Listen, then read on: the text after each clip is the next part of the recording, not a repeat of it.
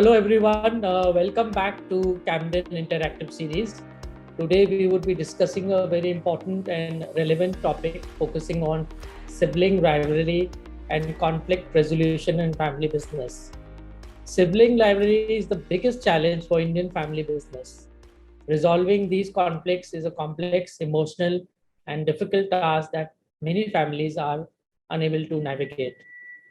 To compound the problem, Indian families don't talk openly about succession and leadership transition.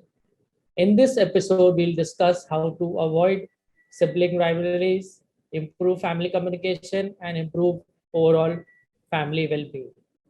For this, today we have with us Suresh Chitturi, has been a valued Camden member for many years and a dear friend of me.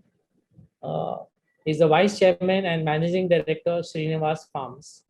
Suresh leads Srinivasa Farms, a dominant force in the Indian poultry industry. He is recognized as one of the builders of Indian poultry industry in the last 50 years. So welcome, Suresh, and we are happy to have you on our show. And thank you for giving your valuable time. Thanks, Amit. Thanks for having me.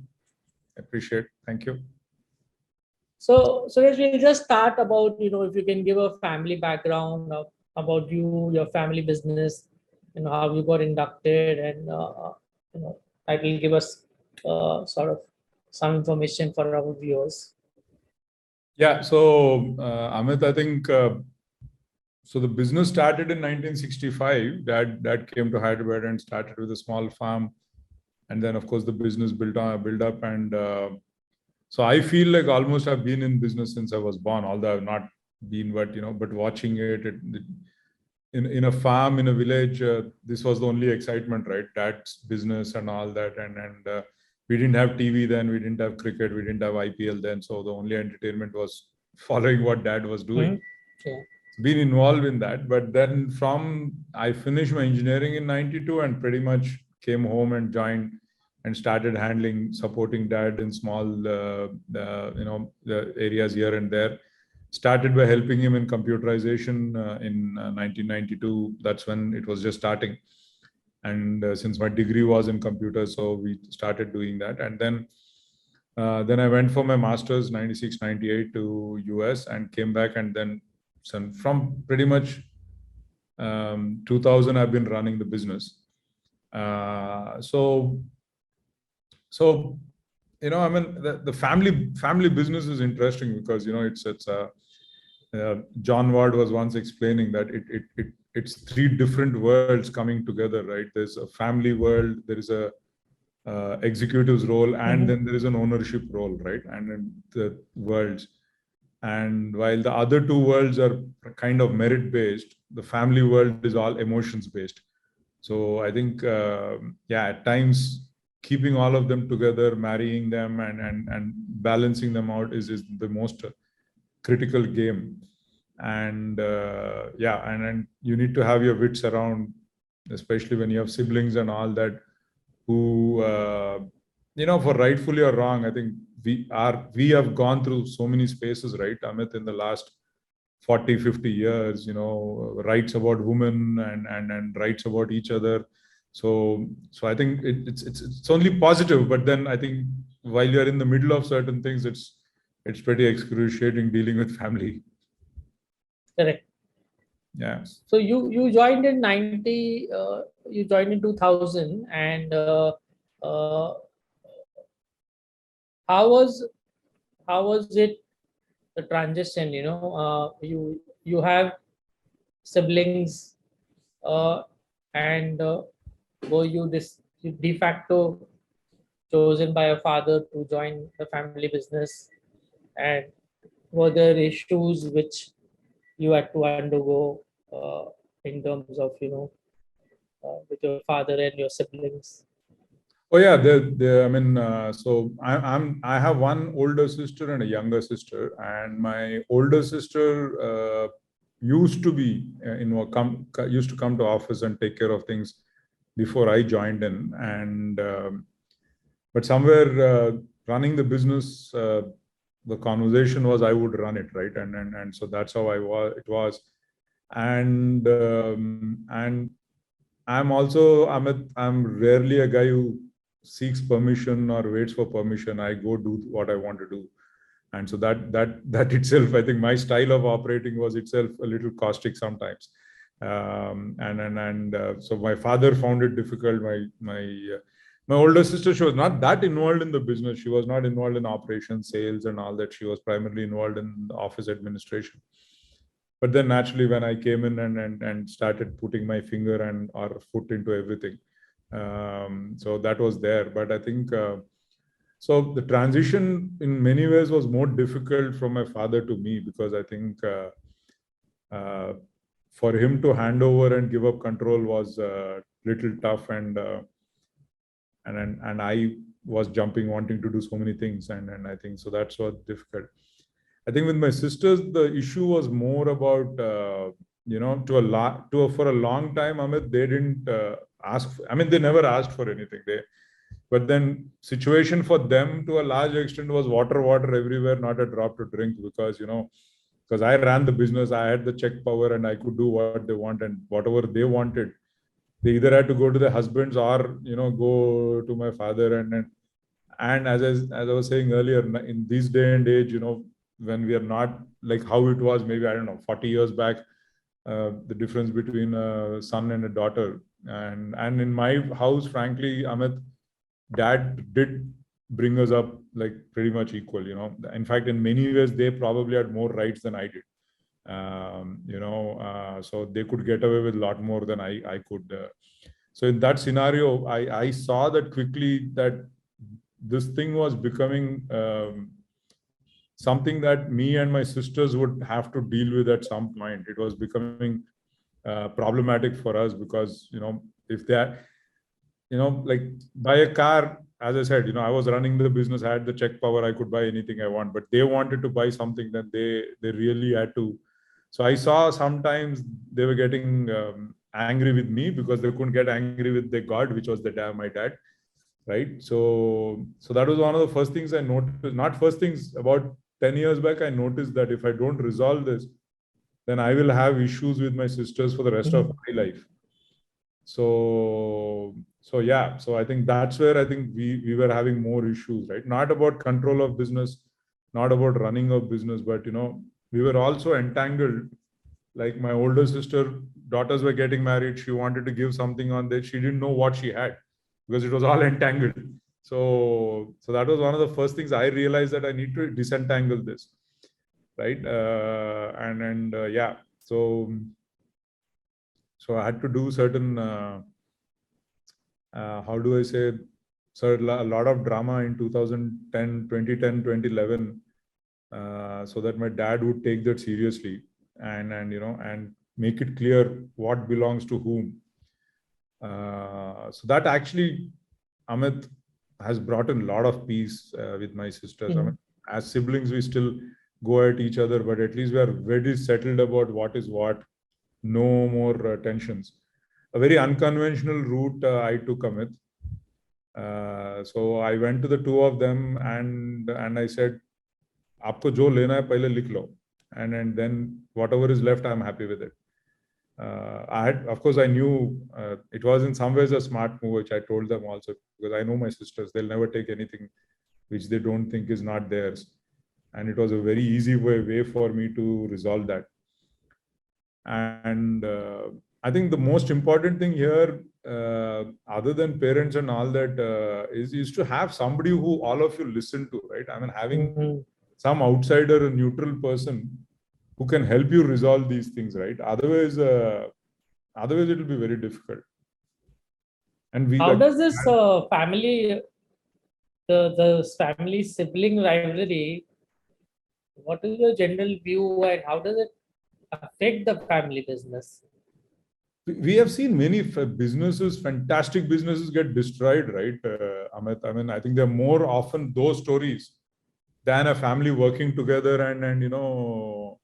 and resolving things. And I think I think this is, and it's only natural and normal, for siblings to have everybody wanting to be having upper hand and all that. So we might make theories and opinions and judgments about anything, but that's how it is. That is very natural for why would your sibling accept ya dadagiri, right? There's no reason, right? I wouldn't accept anybody else's dadagiri, so why should they accept my this thing, right? So but yeah, but I think lack of clarity, especially in our businesses, and I think in Indian context, I think we are, especially parents, I think, are too attached. The business becomes one more child for them. No, it's not so they don't know what to prioritize and all that, and they don't give clarity ki kiska kya hai and all that. And in the end, then we have seen the biggest business house in the country go bonkers. I mean, extremely smart people, extremely smart people, and So how does what is your advice on how do you resolve, or how do you take care of these issues and conflicts where you can mitigate the conflicts, and how the parents can play a role in having a smooth transition? I think the parents are the most critical factor here, Amit. I think they have to take the pain of putting it together plain and simple. And also today, I think unlike 20 years back or 25 years back, there's a lot of science education on this. Universities have a lot of programs on this. I think but then sending the children to participate and you don't participate is not going to work. You also have a player in this, is what you need to recognize. And you need to recognize that your ego, like my this thing also becomes very critical when you're talking to your children, right? I mean, we also have to participate in that. I think that's one of the first things somebody made me present, right? I mean, although I was actually at the receiving end then, but still I got very and somehow I was able to convince. My dad would not go to the same class. There's John Ward had a perpetuating family businesses course at a ISB. So I went and I tried to get my siblings and my father to go. My father refused, but my younger sibling went, which helped. Actually, I'm telling you, it helped tremendously, because she very well understood where was I coming from, right? I mean, why was I asking them to do this? Why was I asking them to look at this? So that became, even though 50% of us, two of us were thinking about that, it helped us in resolving things. But I think that's the critical thing, I think, Amit, is that the parent becomes the most important. I think if they can get involved and look at it from a certain perspective, I think it really helps. It really helps. But it's still, in spite of everything, it's still going to be very complex, because this has high egos, high emotions, and especially if you have a lot of money, oh my God, that can really mess it up big time. Yeah. No, I think you're very right. I think parents have to really be, very fair amongst all their children, especially if there is, you can imagine if there are two sons. Here you had two sisters, that was easy to resolve. But I know situations when there are, sons, more than two sons. Even two sons, it becomes a and major maybe conflict. one of them joins the business early, and and supports the father, and the other guy maybe gets this. If there's a like 4-5 years age gap, then lot of things come into game, right? I mean, and then there is more than two sons, then it becomes a problem. And because I know friends who are 7 brothers, and the oldest joined the business almost 20 years before the last one joined, right? And now the question comes: is it fair to treat them both same, right? Because the oldest guy was responsible for a lot of this getting built up, right? Because he was with the father from day one, almost from day one, helped him and all that. So and what is the right answer here? That's the main thing, right, Amit? And yeah. So I think somewhere, I think the parents and kya hota hai na, again, what happens in our family is if somebody is weak for whatever reason, then the parents tend to, think more about that child, right? And how do, because this guy needs more support. Because that's it, families are emotional, right? Merit has nothing to do. So then you try to do that, and then the smarter guy is getting penalized maybe in some sense. So yeah, it's a complex and complicated world. What strategies you would suggest promoters use for making a smooth succession of the business? So I think one or two things is, making your children aware that, they can enjoy, they're the custodians and they can enjoy the fruits, but, training them to not have the ego that they have to run it. They probably can hand it over to a professional who will probably do a better job and all of them can benefit. I think that's something that the parents should start talking to them from a very young age. Right. And that's what I realized. And I was able to tell my son that don't make your ego so small that you have to be running the business, and all that. But although he's the only son and my daughter, as I said, there's a 15-year gap. But end of the day, the preparation, frankly, Amit, I started when he was 12 years old, to tell him that, don't make your ego so small that you have to be the CEO. Maybe others will run this much better than you. And I think families that have dealt with such have been able to do that, Amit, and also distinguish that family members who are good, are capable and do something, unko alag, and the rest of the family respect. But it's not as simple as that. You can't expect the rest of the family to respect them, but at least the rules should be simple, clear. But I think most important is that, talking to the children, because apne paas kya hota hai, I noticed, like in my house, like it's my mother and my mother-in-law and all that, who keep telling these kids, ye sab tera hai, ye sab tera hai. You are the prince, waiting for the throne and all that. So catching that and stopping them from talking like that was the most critical thing, right? Because you're not going to spend time with them always. I know the same thing happened with me. And that's why I realized what was happening. And so, but I think those are some things that, because families in businesses need to recognize that businesses are there to take care of you, but you have to take care of the business if it has to take care of you, right? So, and sometimes, do you really need to run the business? I think you can absolutely find smarter people to do that. And then, that. But I think you're right. You're saying that on day one, the mistake is made is when you tell your son or your sons that you are going to be the CEO, and it is assumed. And now, I think that purane zamane mein shayad chal jata tha, but not anymore today, right? Now, in fact, the parents should tell the children that, look, you have to make yourself earn your job, and you should have professionals who will run the business. You are the owner. You enjoy the fruits, as you're saying. You live your lifestyle.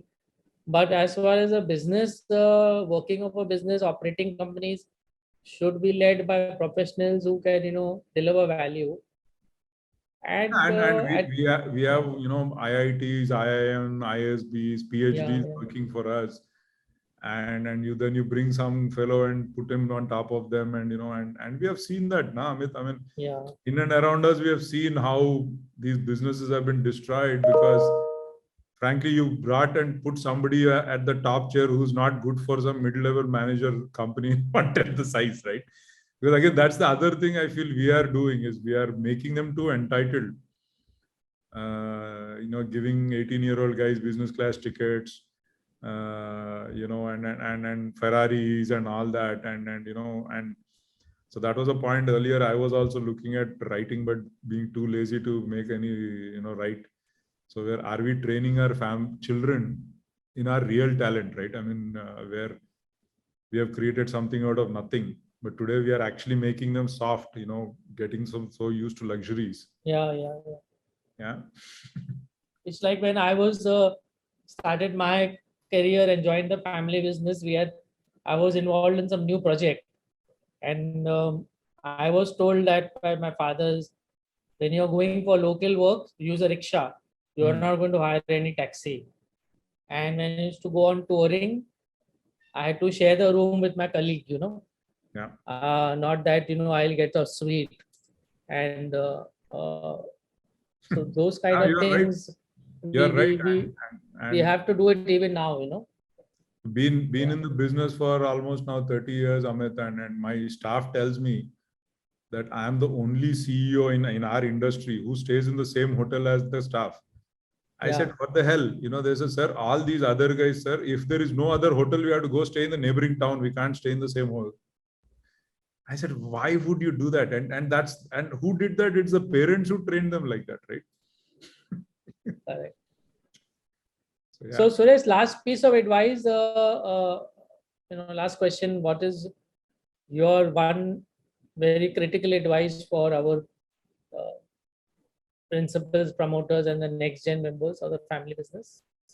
So I think, again, Amit, as I said, I think the critical role is by the principal, right? I mean, he has to go beyond his emotions and because if he wants his children and progeny, and after that many generations to take advantage and perpetuate his what they have built or they have inherited, is to make the children realize that they are custodians, and not at some level, like now I tell my children, you're not anymore owners. You can enjoy the fruits, but you're not owners of this anymore, right? You are custodians of this. So and train them with that, I think, that attitude.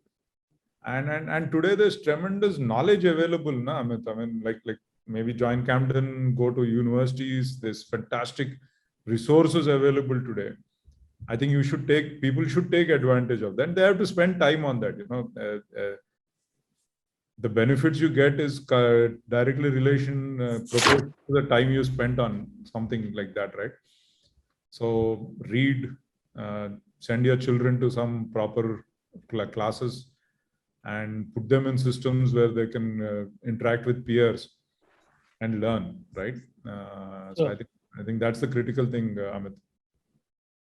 Great. Thank you so much, Suresh, for sharing your thoughts and views so candidly. I'm sure the audience would have a lot to learn from your perspectives. The Campden community is always grateful for your time and knowledge contribution. Thanks.